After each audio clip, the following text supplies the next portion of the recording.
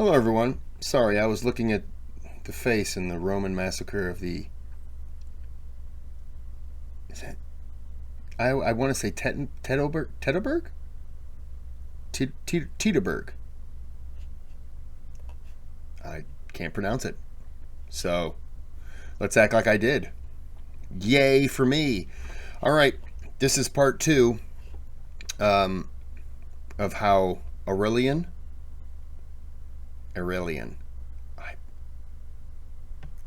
just heard the name. So let's just get into the video, because I'm butchering the name already. Hey guys, if you missed part 1 of this mini-series, you can find it here. No, I'm there. You can't get it there.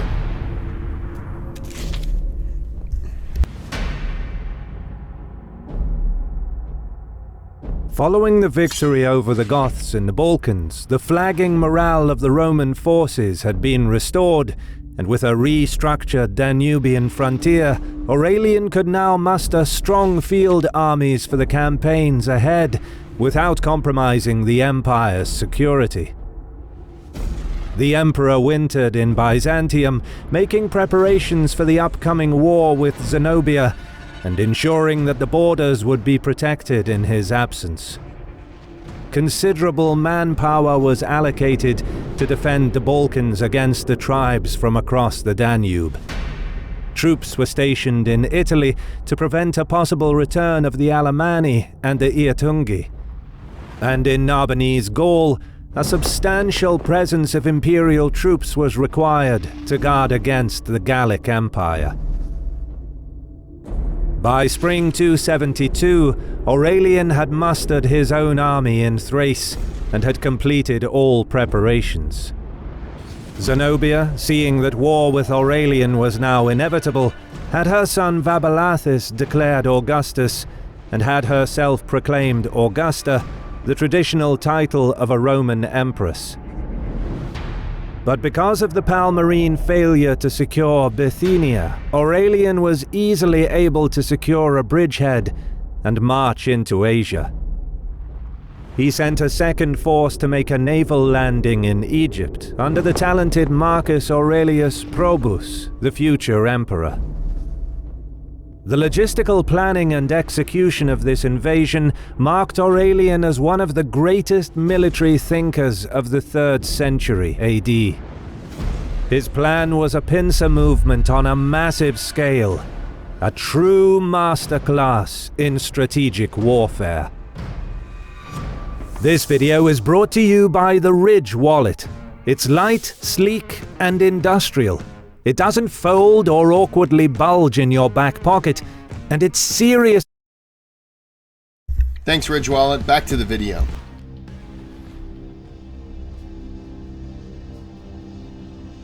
Aurelian's war against Zenobia had 2 objectives. The first was to recapture those parts of the empire over which Zenobia had recently established her dominion. The most important of these were the wealthy provinces of Asia Minor, with their significant tax contribution to the coffers of the imperial government, and Egypt, with its vital supply of grain. The Mediterranean area of Syria, particularly the city of Antioch, was of secondary but still considerable importance. The emperor's second objective was to eliminate Zenobia and to reduce the power of Palmyra so as to avoid a repeat of this dangerous situation. However, Aurelian knew that Syria would be heavily defended and that a prolonged war there was possible. This would prevent him from reaching Egypt by land, which he urgently needed to recover to secure a steady flow of grain, as well as revenues from the Red Sea trade. This was the main reason for his ambitious naval invasion to open a second front. The Roman fleet reached the Nile Delta sometime in the spring of 272. Very little is known about the campaign itself. Upon making landfall, Probus initially fought with success, but was then nearly captured. Further reinforcements helped him gain a foothold against the Palmyrene garrison, and by early June, Alexandria was safely back in Aurelian's control. Probus then began operations to retake the rest of Egypt. Meanwhile, after crossing into Asia Minor, the advancing Roman column was triumphantly welcomed by the inhabitants of Bithynia, who had successfully resisted Zenobia's domination. In Galatia, any Palmyrene troops stationed there were certainly not numerous enough to stop Aurelian's army, and they quickly withdrew to the southeast, bringing valuable intelligence about Aurelian's advance. With the loose Palmyrene hegemony evaporating before him, the emperor was welcomed without a struggle by the citizens of Ancyra, the provincial capital. After making sure that his supply lines were secure, from here he proceeded southeast towards the Cilician Gates, a chasmic pass through the Taurus Mountains that connected the Anatolian Plateau with the Cilician Plains and Syria beyond. However, before he could reach the pass, his route took him to the town of Tyana in Cappadocia, which was strategically located along the route to Syria. The town refused to open its gates, but Aurelian could not afford to leave a hostile garrison along his lines of supply. Angered, he ordered the city besieged, pledging that he would not leave even a dog alive once the city had fallen. Desirous of plunder, his soldiers pursued the siege with all the more determination. The machine-like manner with which the Romans slowly choked the city over the course of several weeks spread fear among some sections of the population. With the pressure mounting, Tyana capitulated when one of the frightened residents betrayed the city to the emperor by showing to him a weakness in the wall. The capital of Cappadocia was now in the emperor's hands. But Aurelian thought better of his previous intention to massacre Tyana.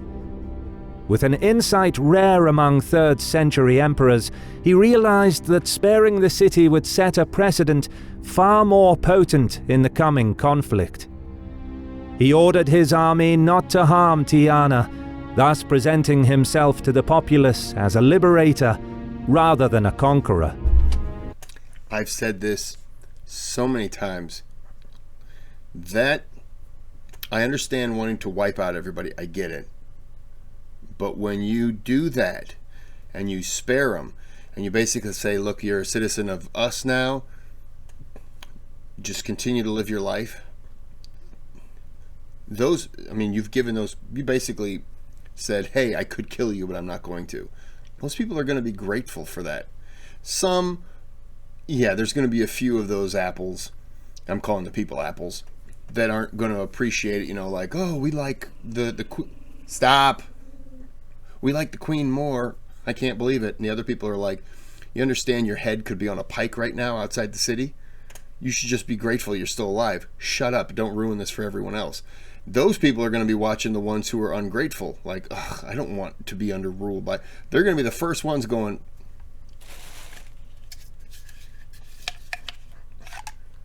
Is he still talking? I'll poke him. I'll give him a couple liver shots. You're going to turn those people around and they're going to be in favor of you because they're going to be grateful that you didn't kill them. And now they get to go back to living their life. Oh, you know how great that is? They get to live their life. They get to go about raising their children, being married, being with family. When, let's say, he starts to lose a fight, or I already forgot her name, but the queen starts moving in because she wants to reclaim this land. And maybe she looks at it like, well, they just gave up. I can't trust those people. Maybe they feel like she might try to get rid of a few people, a few sympathizers. Even though they're not sympathizing with him, they're just thankful that he didn't kill them. They might look at her and say, we had it good under her. We had it better under him. We're going to lose something, or there's potential we could be killed. They might step up and join the military, create their own little militia. I've always said that's the best thing you can do.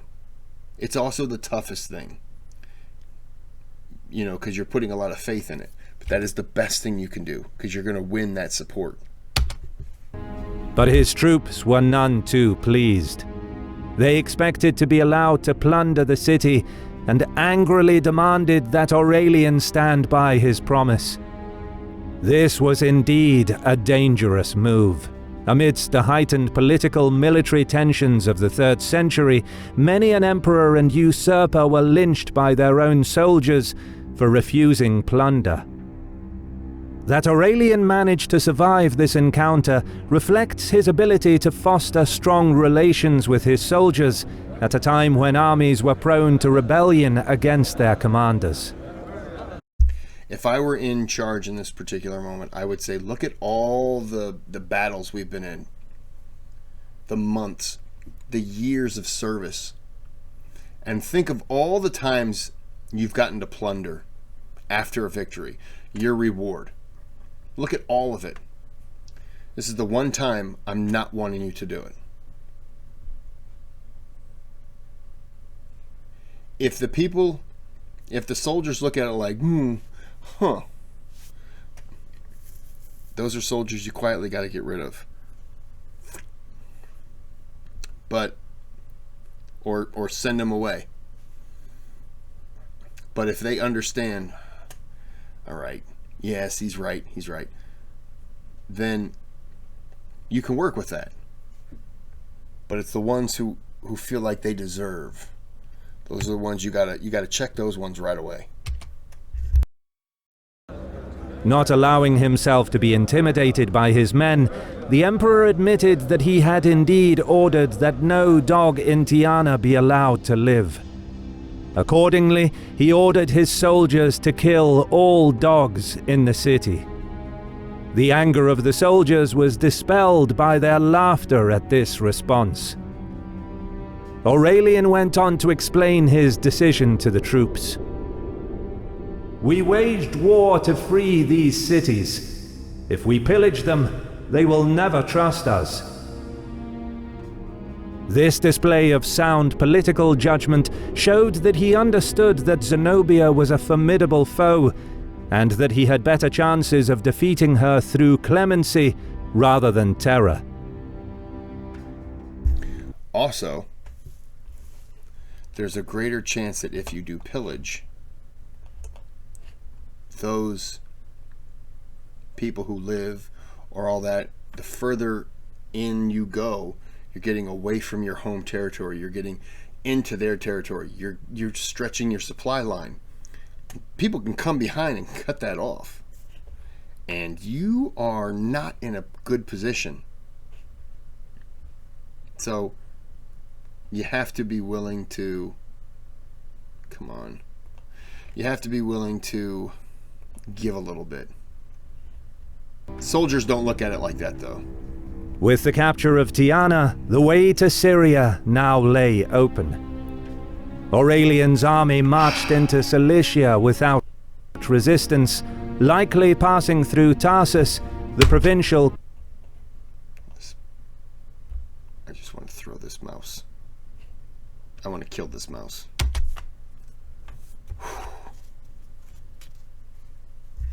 Capital, before heading east through Issus, where Alexander the Great had won his famous victory over the Persians. From here, the Roman emperor reached the port of Alexandretta. Although he had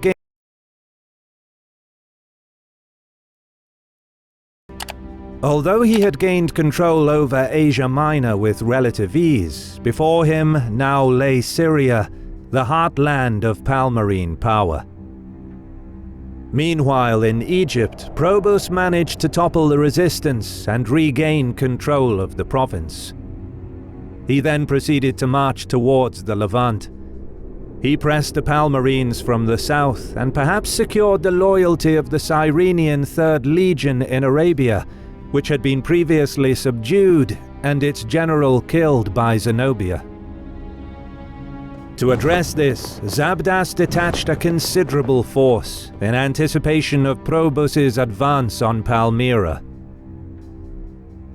Having lost Alexandria, the queen now had one remaining mint under her control in Antioch. Knowing that this would be Aurelian's first objective in Syria, it was here that she and her generals stationed Palmyra's forces in preparation for the Roman advance.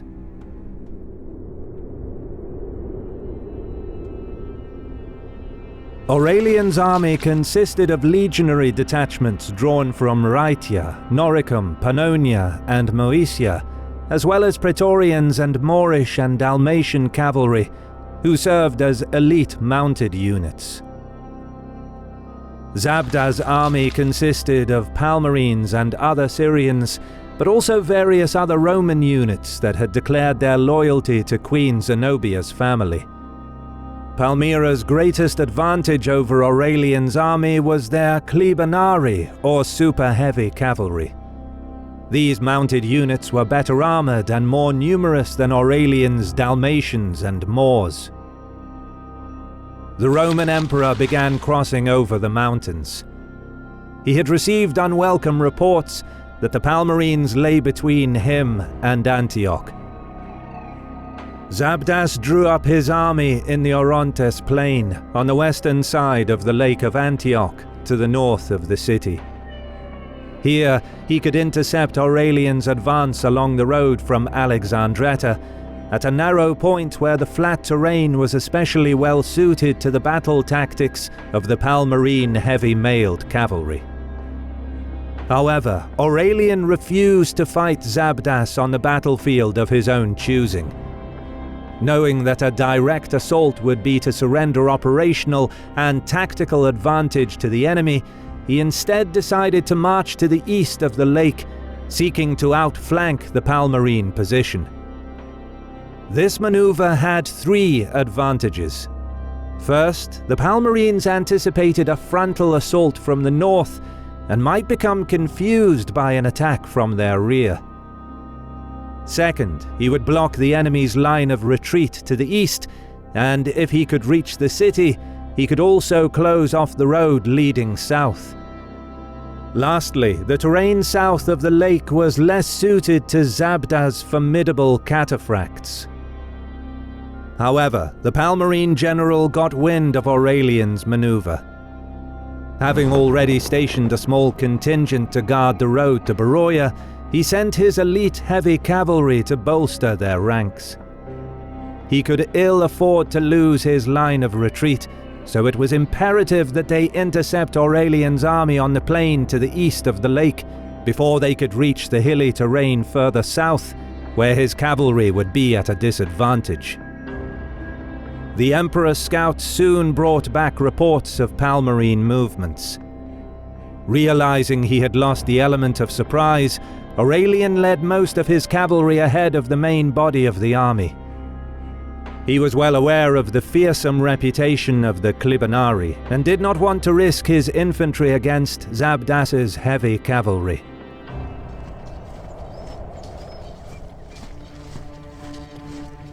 It was a hot June morning.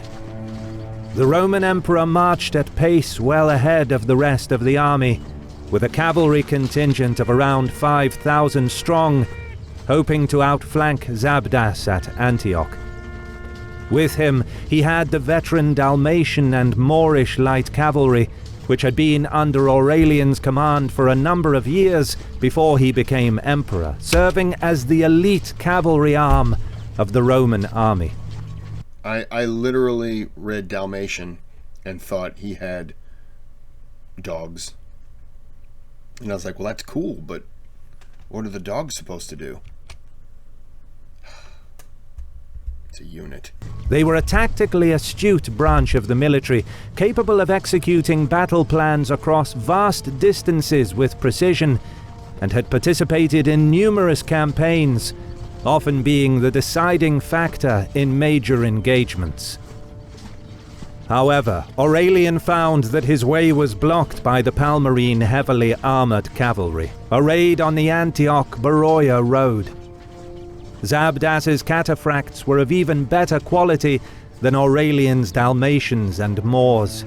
These troops had been forged in the fire of the Persian wars and perhaps represented the very pinnacle of cavalry warfare in the 3rd century AD.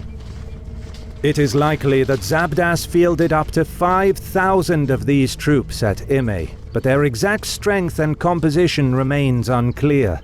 The Palmyrines traditionally used light cavalry and dromedary archers, so it is possible that these heavy cavalry units were not local and were in fact cataphracts of the Roman army in the east, which were controlled by Queen Zenobia. Rome employed such units as an answer to Persian cataphracts, and they would have been controlled by Zenobia's husband before he was assassinated. This further confirms that the conflict between Rome and Palmyra was, in fact, a civil war. Despite this, ancient sources descended from Aurelian's propaganda portrayed Palmyra as an external enemy, even though they were an integral part of the empire for centuries. Further evidence of this propaganda can be seen in their portrayal of Zenobia as an Eastern barbarian, a foreigner, despite her family having senatorial status. The fact that she was of Syrian descent was clearly used against her by the central imperial government. Aurelian presented Zenobia's son as an illegitimate ruler, but ironically it was Aurelian himself who lacked senatorial status before he took power.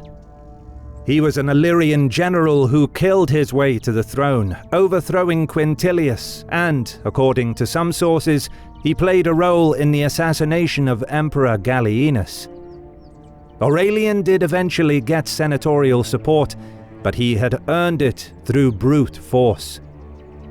Likewise, the troops from both armies used to be part of the Roman military before the war.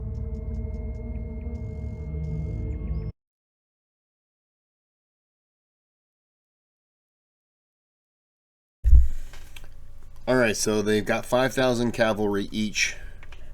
They're about to square off. So, should be interesting. At Immae, the two commanders fielded their best mounted contingents, both understanding the importance of the opening encounter. Around mid-morning, Aurelian gave the signal. On the other end, Zabdas rose to the challenge. Undoubtedly, the heavily armored cataphracts were encouraged, seeing the light Dalmatian and Moorish cavalry. Little did they know that Aurelian was one of the finest cavalry commanders of his time. Just before the first charge of the enemy, he instructed his men to wheel about and not risk close quarters combat with their heavier counterparts. The light-armed cavalry feigned retreat, inviting the enemy to give chase. This encouraged the Palmyrines to press forward in anticipation of an easy victory. Whenever a minor clash occurred, Aurelian's lighter units would flee. With each charge of Zabdas's cataphracts, the nimble Dalmatians and Moors used their speed to avoid the confrontation and retreat along the main road towards the town of Immae. The Palmyrines pursued the Romans for several kilometers. Soon enough, the Syrian midday sun began taking its toll. True to the word Clibonarius, meaning oven man, the Palmyrine Clibonari and their horses suffered in the heat, having maintained the chase in their heavy armor. Aurelian noticed the exhaustion of the enemy. On cue, he turned his cavalry and countercharged the pursuers. Taken by surprise, the Clibonari could not put up an effective resistance, nor flee their nimble enemy. The slaughter was terrible. The tired heavy horsemen were either slain in their saddles or thrown off their horses and mangled by the hooves of friend and foe. Few managed to escape the carnage and find their way back to Antioch. Aurelian's tactics at Immae relied on the veteran Dalmatian and Moorish cavalry, their steely discipline, courage, and their ability to coordinate an effective and timely counterattack after retreating a great distance. I will say that is a pretty smart thing to know that they have a lot more armor. You know, they're heavier. So to come, I didn't think they'd get as close as they did. I'm sure they didn't. But to make them chase, and then you can't just run, because they're going to stop chasing. So they stopped and they came back and re-engaged them, and then turned around and ran again. That was smart. Because otherwise, if the enemy just starts running, you're going to chase after them and go, eh. But if they turn around and come back, you're like, okay, good. You got to keep them coming. Got to keep them engaged. Yeah, when they were saying they were heavier, I thought, well, you can't fight them straight on. And then once I saw it when he said they feigned it and they ran away, I was like, oh, they're going to drag them out. I also was expecting they were going to drag them up to where those other soldiers were who could then come around them. But they didn't need to. That's a very smart tactic. It's a very smart tactic. Their deadly efficiency demonstrated the Emperor's tactical expertise, as well as his experience as a cavalry commander. In one fell swoop, he had dealt a crippling blow to Palmyra's most powerful military asset, their vaunted heavily armored cavalry. However, further to the south, the Palmyrines still possessed cavalry that far outnumbered those available to the Emperor, including a reserve of cataphracts. Aurelian knew that the battle had by no means secured the defeat of Zenobia's regime, and that the outcome of the war was yet to be decided. Credit goes to our... He was going to say credit goes to me for making the video for him, and, you know, it's very nice of him to give me credit for it. I appreciate it. I didn't do anything, so I don't know why he's giving me the credit. All right, so this was part 2, and part 3 looks like they're going to finally get to fight the old queen. Right? Where you going? Where you going? Come here for a second. You gotta tell them to come back for part 3. Part 3 is gonna be a 2-parter, though. Hey, I got an idea. Why don't you stop stepping all over my nuts? My goodness. She just keeps stomping all over them. It's like she's trying to knead dough. How would you like it if I stepped all over your genitals? Would you like that? Huh? Huh?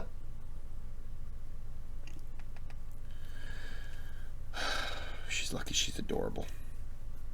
All right. No, now the other one's here. I gotta put her down. There's gonna be a fight. Okay. Thank you for coming to see me. Okay, so there's a donation. There's a thanks button. You can donate to the channel. You don't have to. All donations are appreciated. Subscribe if you haven't. You can give a thumbs up. Just click the little thumbs up button, because that actually helps just as much as a donation. But that helps separately. It's like the algorithm thing. And then there's this new game that YouTube has been pushing for us to you know, for the thumbs down community. And we tie you to a tree. We blindfold you. We put an apple in your mouth and an apple on your head. And then we bazooka shoot you right in the genitals. I don't know what the apple thing is for, but I guess it's, you know, the game, so you got to play it. And you don't want that to happen. So until next time, for part 3, which will be broken into 2 parts, you have a good day, have a good night.